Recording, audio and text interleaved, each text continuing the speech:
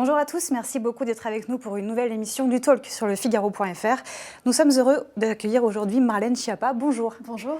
Vous êtes secrétaire d'État en charge de l'égalité femmes-hommes mais aussi de la lutte contre les discriminations. On va parler avec vous de la campagne des européennes puisque c'est dans 20 jours. Mais avant, j'aimerais aborder l'actualité du gouvernement puisque après les annonces post-grand débat, le chef d'État veut aller très vite. Aujourd'hui, le Premier ministre lance la mobilisation pour l'emploi et les transitions. Alors après 3 mois de pause et de grands débats, on a l'impression que c'est le branle-bas de combat. Oui, ça l'est, parce que je crois que le président est extrêmement exigeant avec son gouvernement et avec sa majorité, et extrêmement motivant pour faire en sorte que l'on puisse mettre en œuvre rapidement les annonces qui ont été les siennes. Et le Premier ministre, Édouard Philippe, impulse véritablement un changement de méthode avec ce qui se passe aujourd'hui et cette rencontre avec l'ensemble des parties prenantes pour mettre en œuvre un certain nombre d'annonces qui ont été faites par le président. Alors, changement de méthode, vous l'avez dit, avec plus de concertation, mais en revanche, aucune inflexion, pas de changement de cap. Est-ce qu'après 2 ans au pouvoir, le chef de l'État aurait dû changer de ligne et changer de cap ? Je ne crois pas que ce soit le sujet, puisque le président de la République a été élu sur un programme et ensuite, dans la foulée, une très large majorité parlementaire a aussi été élue sur ce même programme. Donc je crois que la démocratie, c'est aussi respecter les résultats des élections et respecter le temps du mandat électif. Néanmoins, on voit que là, il y a un véritable changement de méthode, puisqu'il y a une association de tous les partenaires et de toutes les parties prenantes, en ce moment même à Matignon, autour des ministres concernés, François de Rugy, Muriel Pénicaud, mais aussi Manuel Vargon et d'autres, pour avancer justement ensemble dans la consultation, dans la concertation, dans la co-construction. Est-ce que ça peut suffire pour vous pour tirer un trait définitif sur cette crise des Gilets jaunes ? Écoutez, nous verrons. J'observe, comme tout le monde et comme les journalistes et les commentateurs, que la mobilisation des Gilets jaunes s'essouffle peu à peu. Il reste maintenant des gens qui sont des contestataires par nature et des personnes qui sont assez radicalisées, assez violentes pour certaines d'entre elles. Moi, je défends l'ordre public et je pense que maintenant, les Françaises et les Français ont le droit de retrouver des samedis paisibles, calmes, avec la vie de tous les jours. Alors, la semaine dernière, en Conseil des ministres, puis devant les parlementaires, Emmanuel Macron a fait comprendre que si vous perdiez les européennes, la composition de son gouvernement pourrait complètement changer après le 26 mai. Comment est-ce que vous réagissez à ce coup de pression du chef de l'État ? Vous savez, je crois que très honnêtement, quand on est au gouvernement, on est sous pression permanente. On sait quels sont les enjeux, on sait qu'on a très peu de temps pour agir sur les sujets qui sont les nôtres. Moi, du premier jour, de la première heure à laquelle j'ai été nommée dans les responsabilités qui sont les miennes, je me suis toujours battue 7 jours sur 7 pour faire avancer l'égalité entre les femmes et les hommes et puis ensuite la lutte contre les discriminations. Donc évidemment, il y a une pression. Cette pression, elle est mise par la situation de notre pays et je crois que nos résultats, ils doivent être plus grands et plus rapides sur nos sujets. Donc concrètement, il y aura un remaniement après le 26 mai. C'est pas moi qui en décide, c'est le président de la République. Nous verrons. Justement, sur la campagne des européennes, comment est-ce que vous expliquez les difficultés de la République en marche ?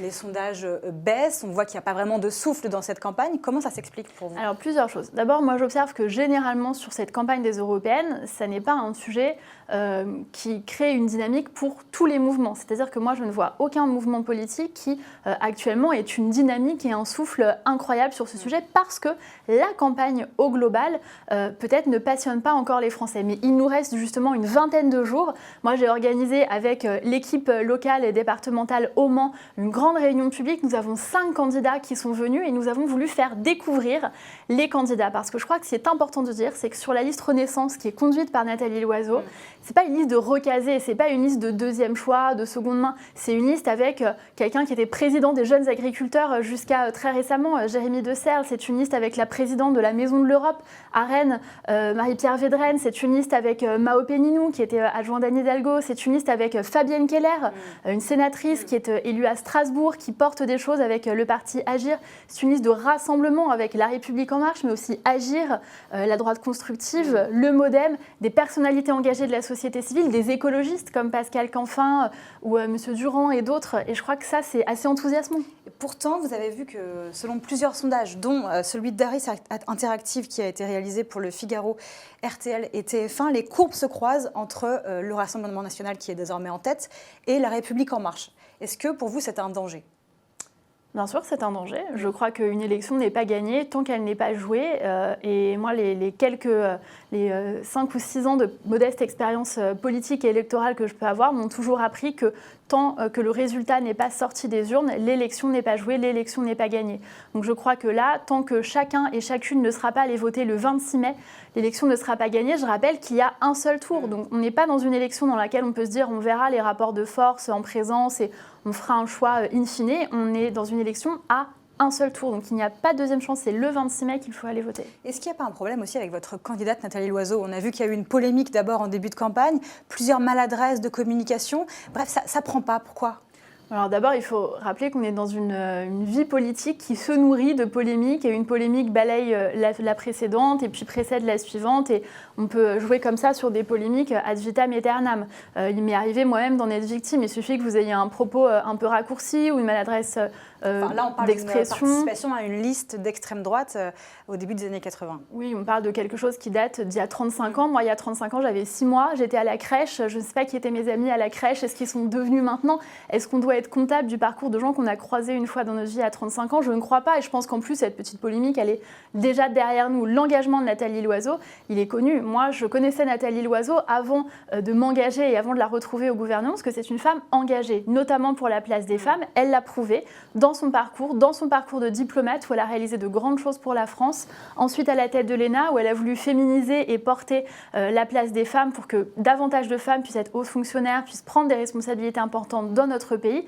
Et elle a été 2 ans ministre chargée des Affaires européennes, où elle a un bilan incroyable, notamment sur la question des travailleurs détachés, par exemple, et sur d'autres sujets qu'elle a pu faire avancer au niveau européen. Donc je pense que c'est au contraire une excellente tête de liste. C'est la plus solide de toutes les têtes de liste, de n'importe quelle liste, sur les sujets européens. Et justement, vous avez lancé avec elle le pacte Simone Veil pour, je cite, harmoniser par le haut les droits des femmes en Europe. Concrètement, à quoi ça sert? Et est-ce que vous pouvez vraiment faire bouger les lignes en Europe sur la diplomatie féministe? Oui, moi je le crois. Nous avons lancé depuis 1 an avec Jean-Yves Le Drian une démarche de diplomatie féministe, justement, pour que la France puisse porter avec force dans le monde cet enjeu. Le président Emmanuel Macron a lancé un appel lors de l'Assemblée générale des Nations Unies pour que l'égalité femmes-hommes devienne une grande cause mondiale.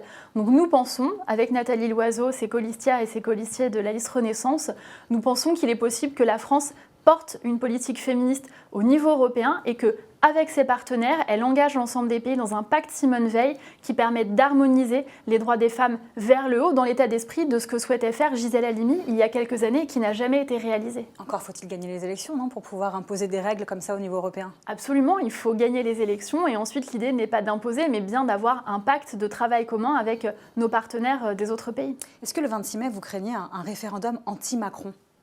Je crois que le 26 mai, il faut se rappeler que c'est une élection européenne, qu'il y a des enjeux qui sont cruciaux. Il y a de nombreux députés du Front National, rebaptisé Rassemblement National, qui siègent de très longue date au Parlement européen. Je crois que l'enjeu, au-delà d'un référendum pour ou contre le président de la République, c'est de voir ce qu'on peut proposer aux Européennes et aux Européens pour changer l'Europe, pour faire en sorte qu'on soit dans une Europe moins éloignée des gens, moins financière, moins technocrate, et une Europe qui se préoccupe davantage de la défense de ses valeurs, y compris au sein même de l'Europe. Est-ce que pour ça, le président doit participer à un meeting, en tout cas prendre toute sa part dans la campagne, à votre avis? Nous verrons. Moi, je souhaite que le président soit le plus visible possible, puisque un meeting, notamment? Je ne sais pas, ça, le choix lui appartient, mais on voit très bien, y compris si on regarde les sondages, même si nous ne sommes pas gouvernés par les sondages, ils sont un indicateur, et on voit que dès lors que le président de la République prend la parole, intervient, est visible quelque part, il monte dans les sondages, parce que les gens ont besoin d'entendre la voix du président de la République. On va parler maintenant de votre agenda à vous, Marlène Schiappa. Vous préparez une ministérielle dédiée à l'égalité femmes-hommes en vue du G7 qui aura lieu, on le rappelle, en août à Biarritz. Est-ce que vous pouvez nous dire quel est l'enjeu en fait, de cette ministérielle et est-ce que ça doit déboucher sur des engagements contraignants de la part de vos partenaires? Oui, notre volonté dans le cadre de cette ministérielle du G7 pour l'égalité femmes-hommes, c'est d'engager l'ensemble des pays du G7 et aussi au-delà, puisque nous l'avons ouvert à quelques autres pays. Je passé une semaine au Burkina Faso récemment. Nous avons invité la ministre burkinabé. J'ai pu avoir une audience avec le président du Faso pour travailler sur nos sujets communs. La lutte contre le mariage des petites filles, la lutte contre l'excision, qui est un vrai fléau. Il y a près de 60 000 femmes et jeunes filles qui vivent excisées en France. c'est un combat que nous menons avec les autres pays. Combat culturel et un combat culturel, tout à fait. Et plus largement, nous voulons travailler pour l'émancipation économique des femmes africaines, pour l'entrepreneuriat des femmes et la lutte contre toutes les violences sexistes et sexuelles, de celles que je viens d'évoquer jusqu'au cyberharcèlement, au cyberbullying ou aux violences sexistes et sexuelles, comme le harcèlement de rue, qui est un sujet préoccupant. Donc avec l'ensemble des pays du G7, nous travaillons. Le président a installé un conseil consultatif pour l'égalité femmes-hommes qui avait été créé par les Canadiens, que nous reprenons, dans lequel il y a par exemple la comédienne Emma Watson. Il est coprésidé par les 2 prix Nobel, Nadia Mourad et le professeur Denis Mukwege. Et ce conseil consultatif va faire des propositions d'un bouquet législatif commun avec les meilleures lois qui existent partout dans le monde pour l'égalité femmes-hommes. Donc c'est un véritable pas en avant pour tous les pays du monde. Marlène Schiappa, Agnès Thill a indiqué qu'elle manifesterait contre la PMA. Or, Agnès Thill, on le rappelle, est députée de La République En Marche. Est-ce qu'il faut l'exclure définitivement du parti et du groupe majoritaire à l'Assemblée ? Stanislas Guerini, qui est notre délégué général, s'est exprimé sur cette question ce week-end et je soutiens tout à fait la démarche qu'il a entreprise, partant du principe qu'Agnès Thill ne partage pas un certain nombre des valeurs de La République En Marche, non pas parce qu'elle est opposée à la PMA, mais parce qu'elle tient des propos qui sont homophobes, complotistes et parfois aussi racistes. Pour ces raisons, il a décidé de transférer son cas à la commission des conflits et aux instances de notre mouvement qui vont étudier justement cette question. Après les européennes ? Honnêtement, je n'ai pas du tout les dates. C'est une décision qui appartient aux instances du parti et je salue le courage de Stanislas Guerini sur ce sujet. Un mot sur la préparation des élections municipales qui se passent aussi en ce moment en même temps que les européennes. Votre nom a circulé au Mans où vous êtes élu, également en Corse, à Marseille. Vous êtes aussi investi dans la campagne municipale à Paris. Alors concrètement, est-ce que vous avez pris votre décision ou est-ce que vous allez vous présenter ? Oui, mais c'est assez drôle parce qu'on me prête beaucoup plus d'ambition que je n'en ai en réalité. À chaque fois que je fais un déplacement quelque part, on pense que je vais être candidate aux municipales. Donc je n'ai pas vocation à être tête de liste pour les municipales, nulle part. Je l'ai toujours dit, ma priorité, c'est de mener les dossiers qui sont les miens, les chantiers qui sont les miens au gouvernement. Tant que le président de la République et le Premier ministre décident de me faire confiance et de me renouveler leur confiance, je porte ces dossiers. Mais bien sûr, je suis engagée sur toutes les villes où je suis implantée, au Mans, en Sarthe, où je suis élue, à Paris, où je vis et où j'ai vécu 30 ans de ma vie. J'ai un œil bienveillant sur Marseille, mais je n'y vis pas, donc je n'y serai évidemment pas candidate. Et c'est la même chose pour la Corse, que j'adore, dont je suis originaire, mais je n'y serai pas candidate non plus. Donc tout dépendra de votre avenir au gouvernement, si on comprend bien. Nous verrons là où je suis le plus utile, mais moi je souhaite poursuivre ce chantier de la grande cause du quinquennat et maintenant la grande cause mondiale pour l'égalité femmes-hommes, c'est le combat qui me tient à cœur. Est-ce que vous pensez que l'implantation locale, ça reste le talon d'Achille du parti de La République En Marche ? Il y a des élections municipales, donc elles vont nous permettre justement de renouveler et peut-être d'avoir davantage d'élus locaux. Moi je suis toujours conseillère municipale, j'ai commencé en étant maire adjointe sur différents sujets, conseillère communautaire, je crois que c'est un atout. Plusieurs d'entre nous au gouvernement sont encore des élus locaux, qu'il s'agisse de Gérald Darmanin ou autres, où on tue un passé de maire, à commencer par le chef du gouvernement, Édouard Philippe, qui a été maire du Havre et élu au Havre pendant très longtemps. Donc je pense que nous avons cette expérience et cette expertise dans notre mouvement. Et de gagner aussi les municipales, c'est possible ? Nous verrons là, honnêtement, on est très concentré sur les élections européennes qui sont le 26 mai et qui sont vraiment l'étape et l'enjeu de maintenant. Et pour la suite, chaque chose en son temps. Merci beaucoup Marlène Schiappa. Merci à vous. On passe maintenant à vos questions avec Jean-Baptiste Semerjian.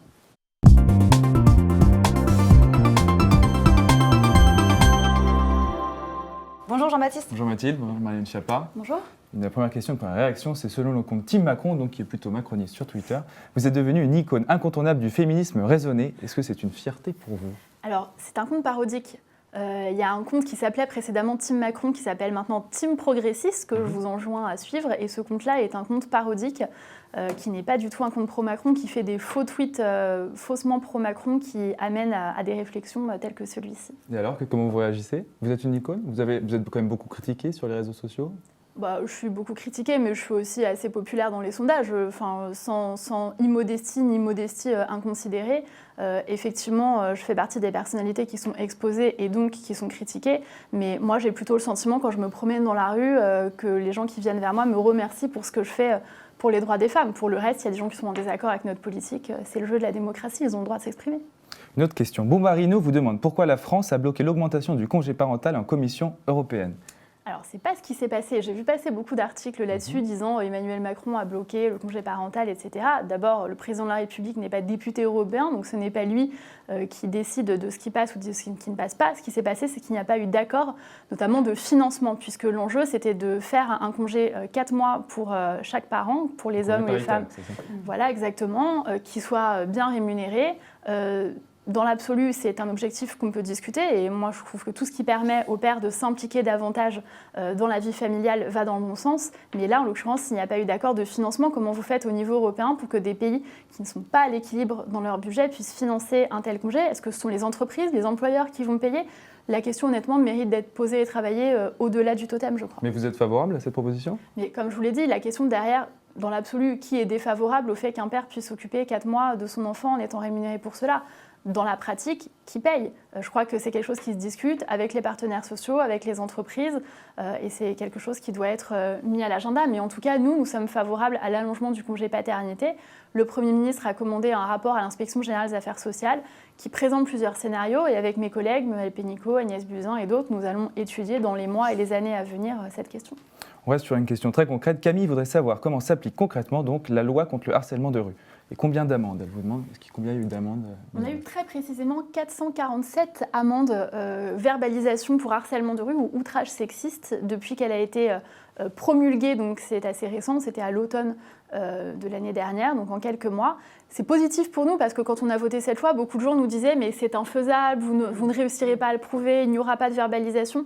On voit qu'il y a plusieurs centaines de verbalisations. On continue les formations. J'étais à Marseille, dans les quartiers nord, il y a quelques semaines, pour participer avec le préfet à une formation de toutes les forces de l'ordre pour justement mieux détecter, reconnaître et verbaliser le harcèlement de rue. Donc c'est un engagement fort. Je rappelle que les études nous disent qu'il y a entre 90% et 100% des femmes qui déclarent avoir déjà été harcelées dans les transports en commun ou dans l'espace public. Donc c'est vraiment un fléau. Donc vous êtes fiers de ce qui a été passé, de cette loi, de son application? On est fiers d'avoir une loi. loi. Ça manque de moyens, selon vous, peut-être pas. On est fiers d'avoir une loi qui a été votée à l'unanimité, à la fois à l'Assemblée nationale et au Sénat, pour verbaliser le harcèlement de rue. C'est-à-dire qu'il y a un consensus maintenant sur ce sujet. On est fiers du début de la mise en application, mais ça ne veut pas dire que le harcèlement de rue est éradiqué, loin de là. Donc moi, je serais fière quand le harcèlement de rue aura été éradiqué. Et là, il nous reste encore un gros travail culturel à mener. Justement, Sandrine vous pose la question, à partir de quel moment peut-on parler d'outrage sexiste? C'est vrai que la définition est toujours un peu confuse. Est-ce que vous pourriez lui rappeler? D'abord, je voudrais rappeler qu'il y a eu un certain nombre de fausses informations qui ont circulé sur les réseaux sociaux. Je ne sais pas si vous vous souvenez, pendant cet été, on disait le harcèlement de rue, maintenant c'est les regards appuyés. Ça, ouais. On ne pourra plus regarder quelqu'un. Alors, regard appuyé n'est pas une expression qui fait partie de la loi, je tiens à le rappeler. En revanche, ce sont toutes les situations qui créent des moments intimidants, menaçants, dégradants pour les femmes. Et je crois qu'on sait très bien toutes et tous de quoi il s'agit. Quand vous êtes une jeune femme, ou moins jeune au demeurant, vous êtes en train de marcher dans la rue ou de rentrer chez vous, et que vous avez par exemple une bande qui se met devant vous, qui vous empêche de circuler, qui vous empêche de passer en vous faisant des remarques à caractère sexuel ou dégradant, etc., on est pleinement dans du harcèlement de rue. De la même façon, quand quelqu'un vous demande 1, 2, 17, 24 fois votre numéro de téléphone en s'approchant de vous, en rentrant dans votre espace personnel intime, on est aussi dans du harcèlement de rue. La frontière, c'est le consentement. Encore une question de terrain. Comment expliquez-vous l'augmentation du nombre de féminicides en 2019? C'est une question de Laura. Oui, d'habitude, on a en moyenne, depuis des générations, depuis en tout cas qu'on comptabilise véritablement les meurtres par conjoint ou par ex-conjoint, on a en moyenne un meurtre tous les 3 jours. Là, depuis le début de l'année, on est, d'après mes derniers chiffres, ceux du ministère de l'Intérieur, on est à un meurtre tous les 2,7 jours, ce qui veut dire qu'il y a un léger accroissement de l'ampleur des féminicides. Ce qu'on observe dans les derniers féminicides qui se sont produits, c'est que très souvent, ils ont lieu plus que précédemment au moment de la séparation. C'est-à-dire que ce sont des violences au moment de la séparation ou post-séparation. Moi, j'ai réuni dans mon ministère, par exemple, toutes les parties prenantes autour du meurtre de Madame Julie Douib, qui a été tuée en Corse. Les députés de Corse sont venus, les élus locaux, les associations, les amis des proches de la victime étaient présents. Il y avait également des représentants du ministère de l'Intérieur, de la préfecture de Corse, pour qu'on puisse justement travailler ensemble à voir ce qui n'a pas fonctionné dans les mécanismes de protection. Exactement, elle avait déposé des plaintes. Ouais. Et ça, c'est vraiment insupportable pour nous qui mettons en place des politiques publiques de se dire, on dit à ces femmes de porter plainte, elles vont porter plainte, elles sont tuées quand même. Donc pour nous, là, il y a quelque chose qui dysfonctionne. Et c'est pour cette raison qu'avec la garde des Sceaux et avec le ministre de l'Intérieur, nous sommes mobilisés pour à chaque fois voir ce qui dysfonctionne et aller plus loin pour améliorer les politiques publiques de prise en charge. change de sujet. Luce, je voudrais savoir si vous êtes favorable ou pas à la suppression de l'anonymat sur les réseaux sociaux. Vous parlez beaucoup des réseaux sociaux, vous y êtes d'ailleurs très très présente. Oui, alors moi je suis favorable à faire en sorte de davantage responsabiliser les plateformes et notamment en les contraignant. Parce que ce qu'on observe, moi je vous témoigne, ça m'est arrivé personnellement, vous avez des propos par exemple injurieux sur Twitter, vous avez une condamnation en justice, ce qui est déjà long, c'est-à-dire qu'il faut déposer plainte, un procès, etc. Il y a une condamnation. Vous faites état à Twitter du fait que ces tweets ont été condamnés en justice et que donc il serait bien qu'ils soient supprimés. Mais Twitter ne les supprime pas. Récemment, j'ai adressé directement à la directrice des affaires publiques et au directeur général de Twitter que j'ai reçu ici des tweets injurieux vis-à-vis de différentes personnalités, du chanteur Bilal Hassani, de blogueuses, de Manon Seclin, de journalistes féministes qui sont beaucoup harcelés sur les réseaux sociaux. On m'a indiqué que ça n'enfreignait pas les conditions générales d'utilisation. Donc pour moi, il y a un défaut de responsabilité de la part de Twitter. On va aborder la question au G7 égalité, puisque l'ensemble des pays avec lesquels nous travaillons, le Canada et d'autres, sont d'accord avec nous pour contraindre davantage les plateformes à mieux réguler et à arrêter le cyberharcèlement. Enfin, une dernière question, on revient sur l'Europe. C'est Sitch qui dit ça sur Figaro Live. Depuis si longtemps, on nous promet de changer d'Europe, mais en quoi la Macronie pourrait changer tout cela? Quelqu'un d'assez déçu, disons. Sitch est déçu. Je vois bien. Écoutez, moi je crois que ce qui est important, c'est de faire en sorte justement de ne pas attendre et de ne pas être passif par rapport à l'Europe. Il ne faut pas attendre qu'on change d'Europe. Il faut aller voter pour la changer sans attendre soi-même passivement une meilleure Europe. Vous comprenez ce discours qui revient depuis quelques années, Je comprends tout à fait. Moi-même, j'avais voté non en 2005 à la proposition de traité européen, tout à fait. Donc je comprends complètement, mais je crois qu'on n'est pas obligé d'être manichéen vis-à-vis de l'Europe et d'être ou anti-Europe ou BA vis-à-vis de l'Europe. Je pense qu'il faut Emmanuel Macron quand même en accentuant ce clivage entre les nationalistes et les progressistes. Oui, mais c'est un clivage qui est différent. Ce sont deux choses différentes. Je pense que justement, on peut partir du constat qu'il y a des choses que fait l'Europe en tant qu'institution qui ne fonctionnent pas actuellement et qu'il faut transformer cela. Pour transformer cela, il faut renouveler. Les députés du Rassemblement national sont présents au Parlement européen depuis très longtemps. Ils n'ont pas de bilan ou un bilan négatif ou ils ne viennent pas siéger. Nous, dans la liste Renaissance qui est conduite par Nathalie Loiseau, nous avons des gens qui avaient une vie, une carrière professionnelle, des réussites, des engagements politiques ou associatifs précédents qui les ont mis de côté pour s'engager pleinement dans leur mandat européen, qui ont tous signé une charte. Ils s'engagent à ne pas briguer de mandat national. Donc pour eux, ce n'est pas une liste de deuxième main que nous présentons, c'est une liste de gens qui seront engagés, qui ont tous un engagement et qui veulent transformer cette Europe. Merci beaucoup Jean-Baptiste. Merci beaucoup Marlène Schiappa d'avoir été avec nous aujourd'hui. On se retrouve demain pour une nouvelle émission du Talk sur lefigaro.fr. Merci.